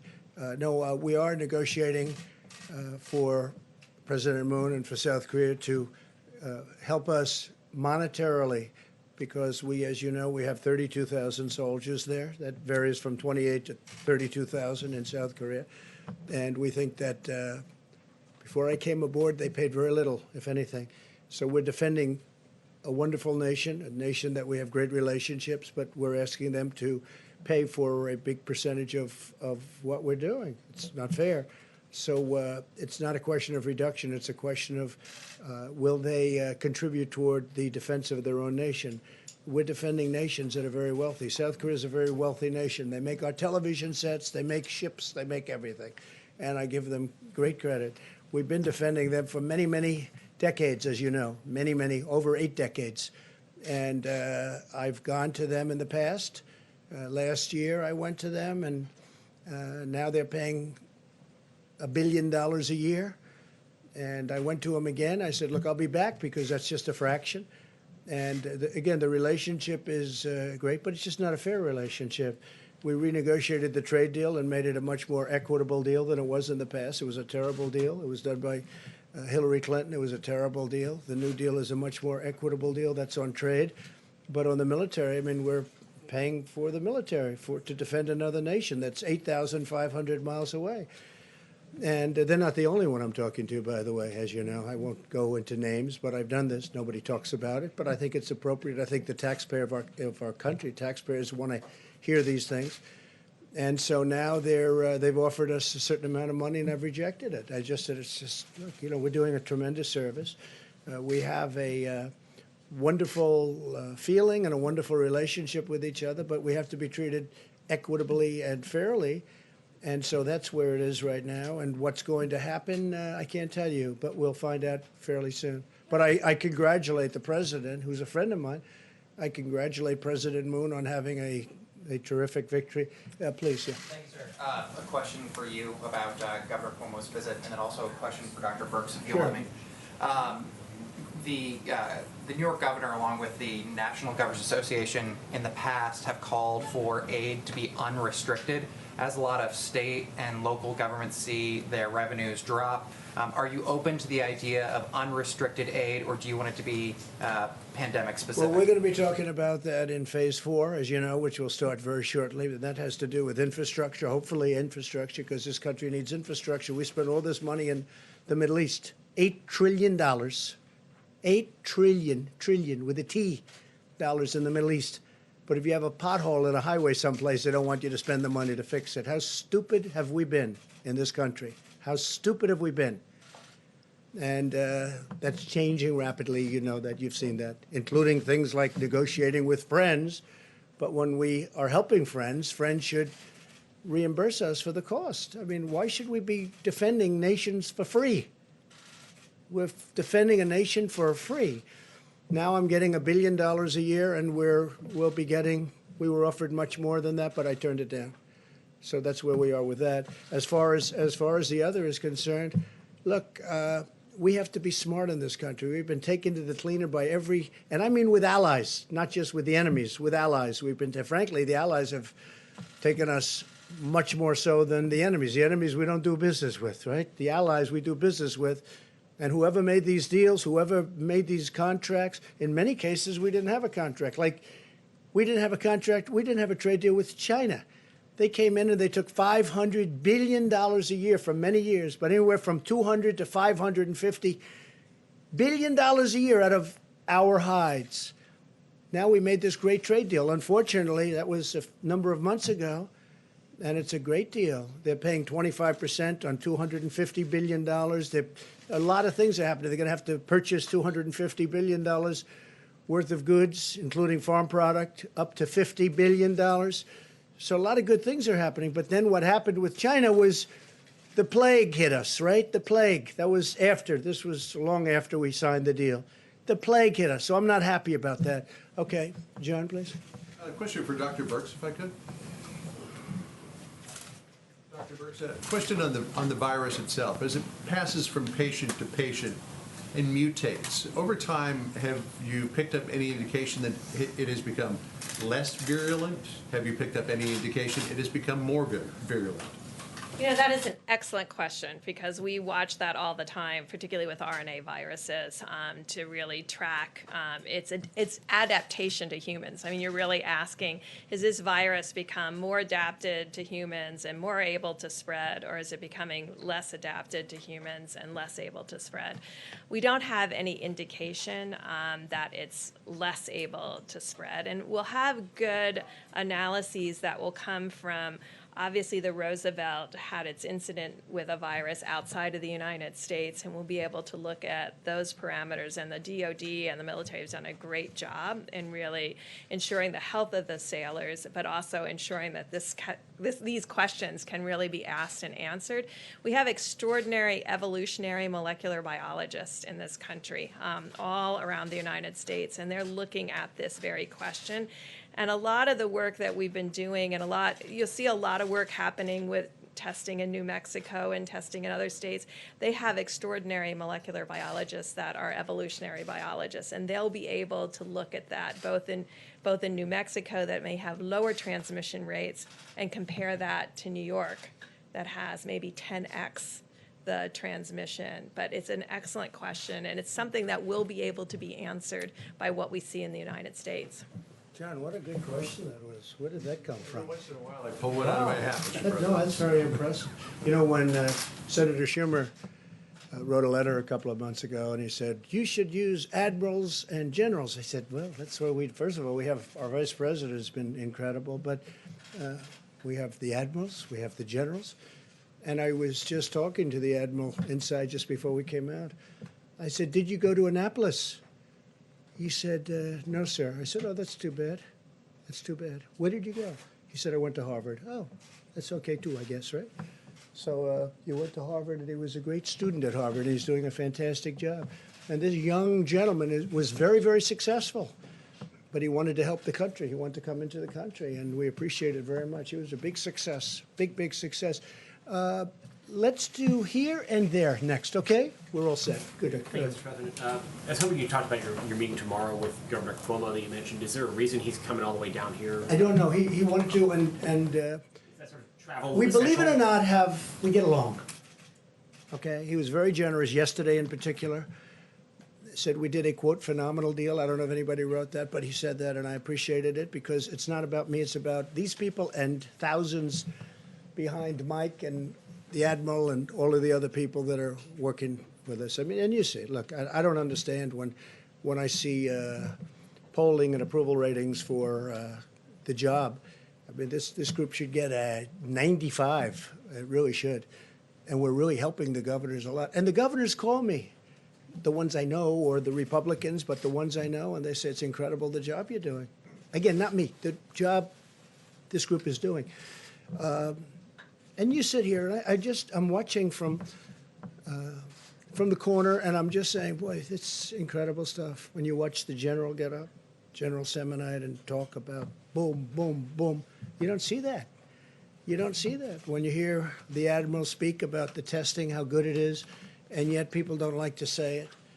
But remember, it was all about ventilators a month ago. Ventilators. Then we fixed it. You don't hear about ventilators. Where is the ventilator? Jeff, you haven't asked about ventilators recently. What's going on? What about ventilators? We're helping other countries now because they can't have. They're very hard to come by, and they take a long time to make, like years. It's incredible the job they've done, that our people have done, and also private companies have done. You know, you talk about the act. We don't like to use it unless we have to, but a lot of times just the fact that you have it gets you everything you need. So, you know, we don't want to embarrass any of the companies, but we have used it on a number of occasions, and it worked, but it works just as well before you have to use it, because they don't want to be embarrassed, and I don't want to embarrass them because they've done a great job. Please, go ahead. Thank you, Mr.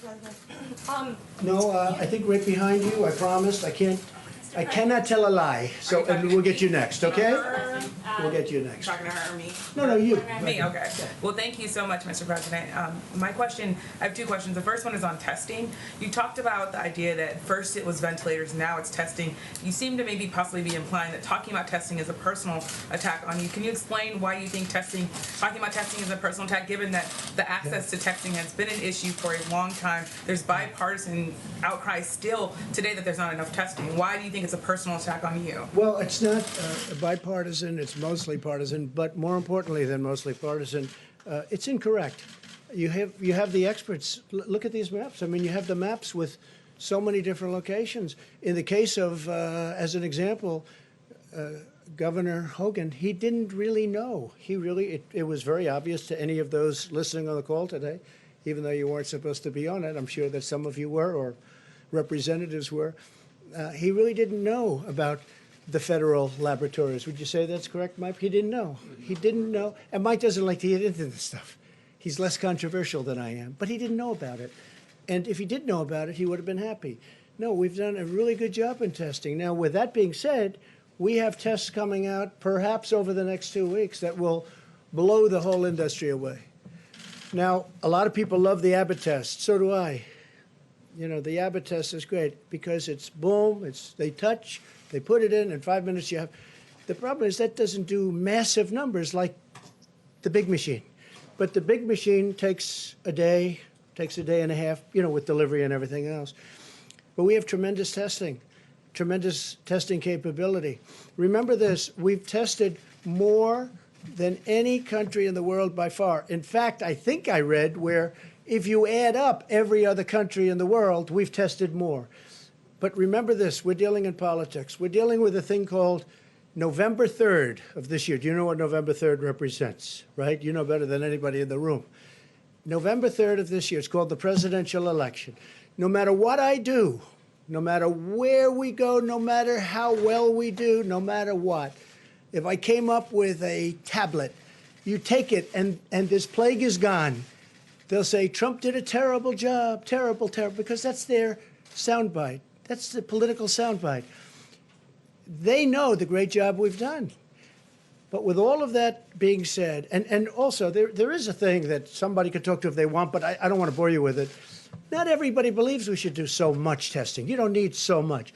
We're talking about maximum. The reason that the Democrats and some others, maybe because they don't know, they want maximum because they want to be able to criticize.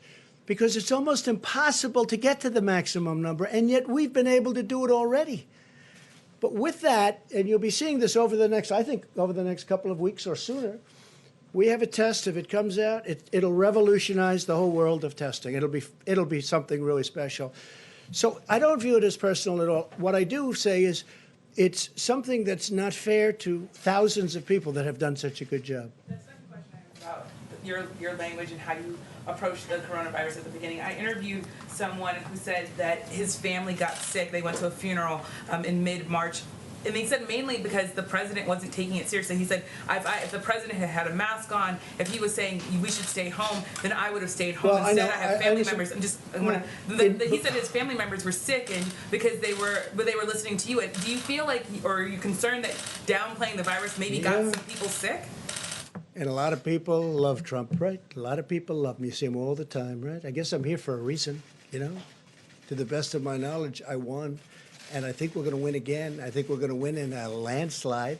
But just so you understand, you're talking about March, right? Yeah. And yet, excuse me, I know, I understand.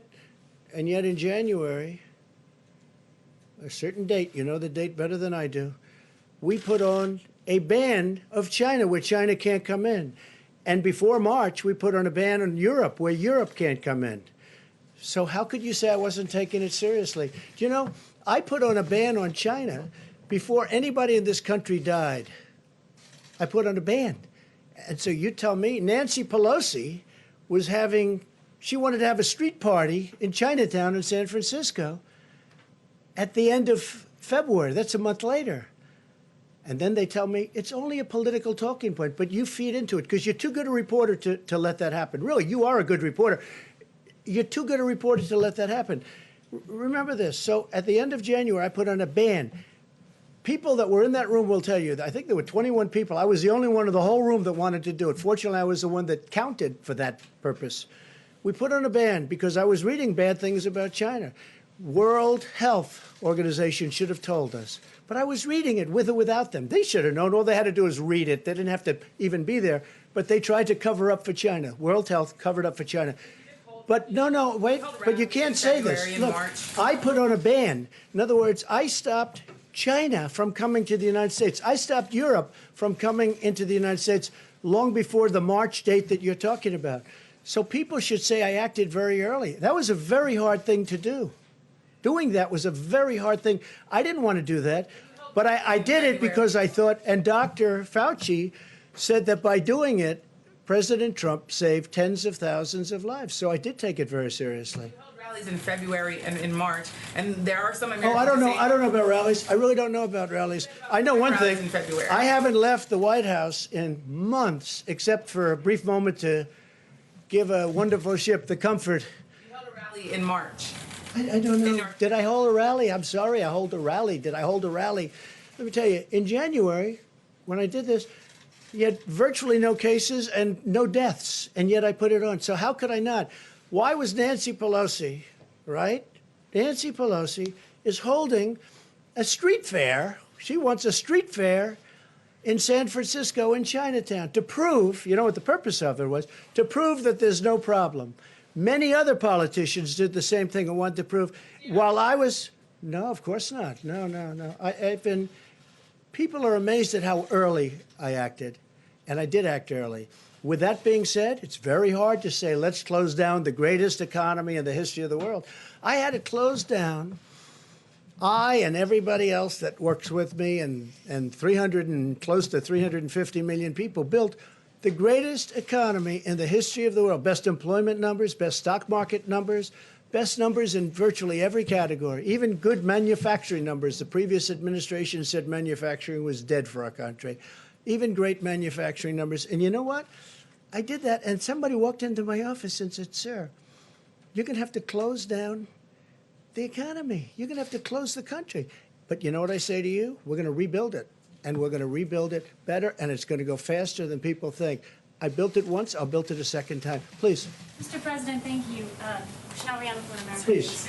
Go ahead. We have, going back to the topic of friendship and bipartisanship, Americans, with the exception of Pelosi, Schumer, and even Romney, Americans have seen an unprecedented chapter of bipartisanship and cooperation on the political landscape. On a personal note, what has been the most significant signal that your relationship with Democrats below the leadership level have changed for the good of America? I think it's a great question because there is bipartisanship. Look, we're getting the paycheck plan. It's already $350 billion was approved, essentially unanimously, and we have another 250, which I think you're going to find out is going to be a higher number than that. Okay, I won't say it now because I don't know if they've released it or not, but it's going to end up being more than 250 billion. And this is going to small businesses and it's going to workers. And these are really bipartisan plans. It's a great thing that's happening. So I think the fact that we're able to do all of this in a bipartisan way is great. Now, the tax cuts that the Republicans did, we had no help from the Democrats, so you can't say that's bipartisan. But this whole thing, getting our country back, and, you know, Nancy Pelosi's been, she's very nasty.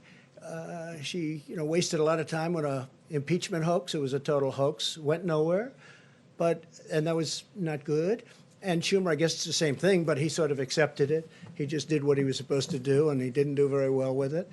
But, you know, that was not appropriate. That was a bad thing for our country. But it was fine. I mean, I understand the game. They have a little bit of a majority, so they say, let's do something and let's try and stir it up. But they wasted a year. They wasted tremendous. We could have been doing things that would have been great for our country. They could have been looking into China. They should have been looking into China as an example. A lot of people are blaming the Democrats for wasting all that time because it was during that period of time, as you know, that it was fomenting. But I think we've had a great spirit of bipartisanship in a certain way. It's not, I wouldn't say we're going to set records throughout the world, but things are happening that are very good. The country is coming together. And I'll tell you what, the people are coming together. The people are really coming together. I think you're going to find that our country is much more unified. I do think that the press, the media, foments a lot of this, a lot of anger. I really believe it foments tremendous anger. For instance, I'll be asked a tremendously hostile question from somebody, and then I'll answer it in a hostile way, which is appropriate. Otherwise, you look foolish. Otherwise, it looks like just walk off the stage and bow your head. I can't do that. You know, I just can't do that. But a lot of these questions that are asked from certain networks are so hostile, and there's no reason for it. There's no reason for it. We are in a war. This is a World War II. This is a World War I, where, by the way, the war essentially ended because of a plague. That was one of the worst ever. They lost almost 100 million people. But we're in a big war. And I'll say one thing about, because I think it's important. The last person, I did it early, but I was the last person that wanted to close down one of the great economic, you can't call it an experiment, but everything, I guess, in life is an experiment. So I'd say experiments, but one of the great economic stories in history. I'm the last person that wanted to do it, but we did the right thing.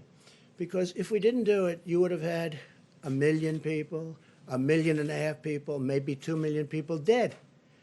Now we're going toward 50, I'm hearing, or 60,000 people. One is too many. I always say it. One is too many. But we're going toward 50 or 60,000 people. That's at the lower, as you know, the low number was supposed to be 100,000 people. We could end up at 50 to 60. Okay, it's horrible. If we didn't do what we did, we would have had, I think, 1 million people, maybe 2 million people, maybe more than that. And you look at, there's one country in particular that decided, let's wing it, let's just keep going. They are being inundated with death. Now, if you take a look at some of the hospitals where, one of them I knew growing up in Queens, and I'm looking at the bodies laying in hallways, being brought into refrigerated trucks, the trucks, these massive trucks, bodies going in. Multiply that times 10. It's not sustainable. And many of the people that have this theory, oh, let's, you know, maybe we could have just gone right through it. I was somebody that would have loved to have done that, but it wouldn't have been sustainable. You can't lose 1 million people. That's that's almost double what we lost in the Civil War. I use that as a guide. Civil War, 600,000 people died. So it's not sustainable. But it could have been much more than 1 million people. I mean, if you took a number and cut it in half and half and in half again, you'd end up at 500,000 people, okay? If you want to make a very conservative guesstimate. 500,000 people is not acceptable. Is that a correct sort of an analogy? So, I mean, I see it all the time by friends of mine, by people that I have great respect for. Well, we could have done this, we could have done. And remember this, when we say 50 and they compare 50 to the 35 of the flu, because it averaged 35, 36,000 over a 10-year period, it's a lot. Who would think that? But we're not talking about, with the flu, that's just, it just goes. We're not locking ourselves in our units. We're not locking ourselves in our apartments and not moving and not touching anybody and just saying, you know, the world. In this case, we are. And we're still going to lose between 50 and 60. But if we just kept it going on a normal basis, which is really the only standard that you can compare it to with the flu, because that was a normal basis. You get into an airplane, you travel to Florida, you go to Texas, you go wherever you're going. But in this case, if we didn't do anything, the number wouldn't be 50 to 60,000. The number would be 1 million people dead. It would be 1.5 million, 1.2 million, maybe 700,000. It would have been a number in like that. Because because, and it's so important because I see so much, oh, well, you know, you can't compare it. Because I'll tell you what, the people of this country, what they've done, they've gone out of what they had, the way they've lived, it's not great, it's terrible. Maybe the first 3 days, and then all of a sudden, you see what's going on. They want to get going. And I get that fully. But I just say this, if we would have done that, we would have lost anywhere from 1 million to more than 2 million people. Now, with all of the death that we've seen at 50 or 60,000 people heading toward, right now it's at 40, but 50 or 60,000 people, probably over 50 for what I see. But that's with our guard up. If we took our guard down and just said, okay, we're just going to keep this open, we would have lost millions of people. Can you imagine? Look how bad it looks now when you look at the bodies, when you look at Hart Island in New York where they have the mass grave and all of the things that you see. Can you imagine if we had the guard down, if we didn't do anything and we just said, let's ride it out? It would not have been sustainable in any way. It would have been an atrocity. So we've done the right thing. We've really done the right thing.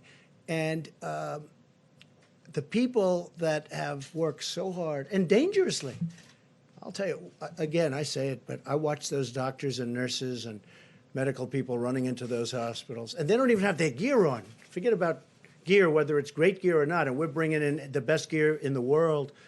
But they're running in with open everything, and they're the job.